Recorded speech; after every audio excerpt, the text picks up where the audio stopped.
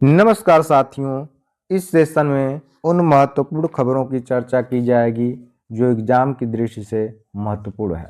मैं पीके सर अपने YouTube channel पर आपका स्वागत करता हूं। आइए शुरू करते हैं। पहली खबर देखते हैं।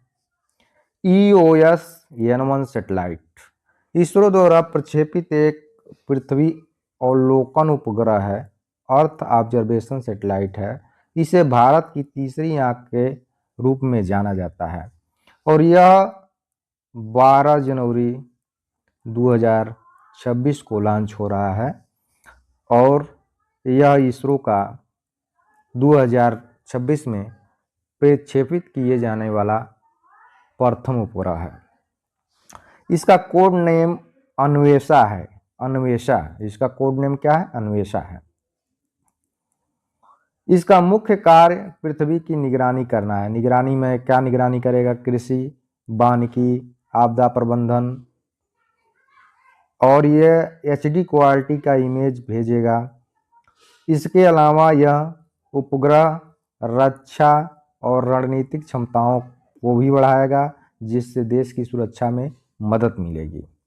और यह इसरो ने PSLV C62 रॉकेट के द्वारा लॉन्च करेगा और यह PSLV की 64th उड़ान है।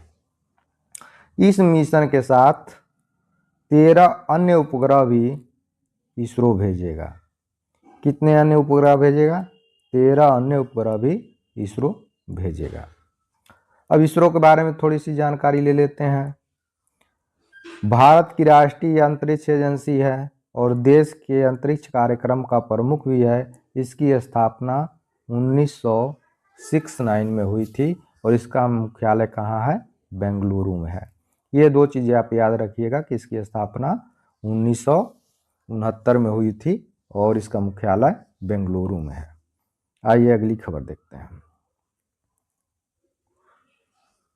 बिल फॉर पीस 2026 अभ्यास। बिल फॉर पीस 2026 अभ्यास अमेरिका की ओर से वेनेजुएला में कार्रवाई और अन्य देशों को दी जा रही धमकी के बीच चीन, रूस और ईरान ने दक्षिण अफ्रीका के जल क्षेत्र में नौसैन्य अभ्यास शुरू किया है। यह ब्रिक्स+ नौसैनिक अभ्यास 1 सप्ताह तक चलेगा। तो एग्जाम की दृष्टि से सबसे महत्वपूर्ण क्या है? Will for piece. Will for piece अभ्यास कौन से देश चला रहे हैं? ब्रिक्स+ देश जो है कि विल फॉर पीस चला रहे हैं और ये किसके विरोध में चला रहे हैं?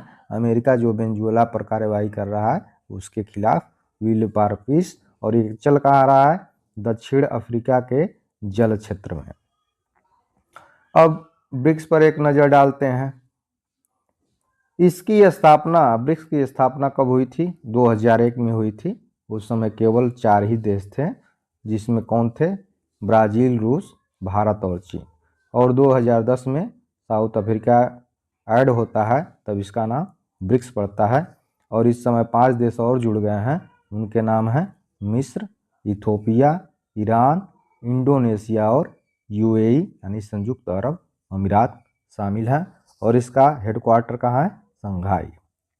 नई दिल्ली विश्व पुस्तक मेला जो चल रहा है इस समय, वह 53वां संस्करण है और उसमें गेस्ट ऑफ ऑनर कतर देश को बनाया गया है। गेस्ट ऑफ ऑनर किस देश को बनाया गया है? कतर को।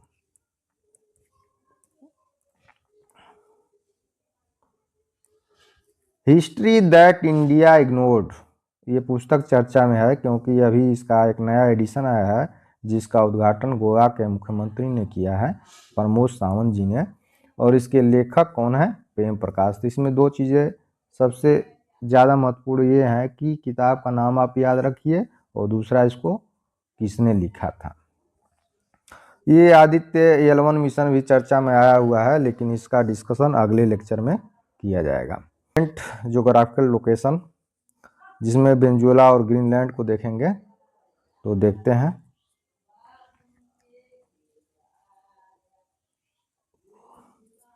ये है वेनेजुएला। वेनेजुएला के पश्चिम में कौन सा देश है?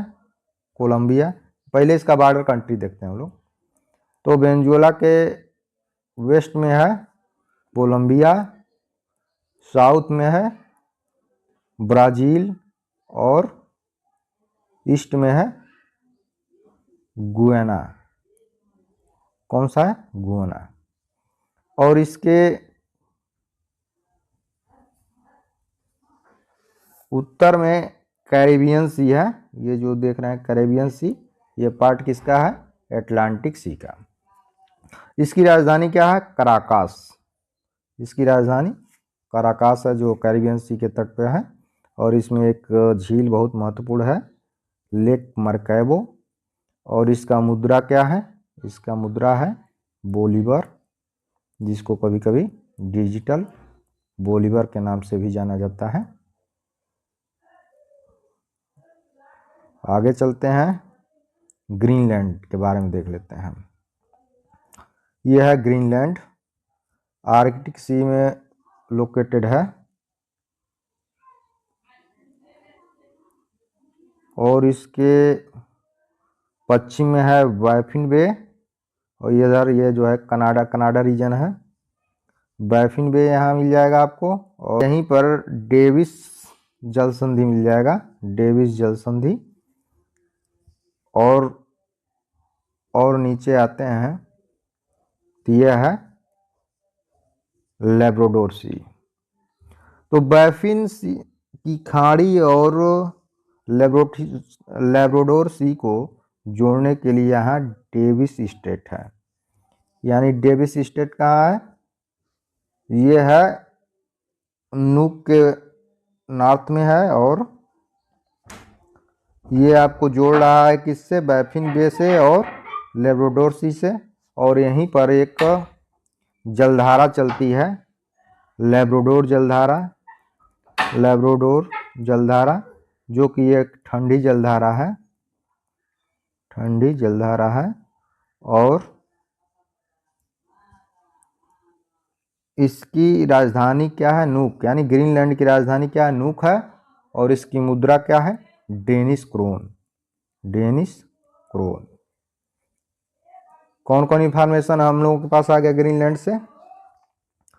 ग्रीनलैंड की राजधानी नूक हो गई, और इसका मुद्रा डेनिश क्रोन हो गया। और ये आर्कटिक सी रीजन में है, और इसके पश्चिम में बाफिन की खाड़ी है।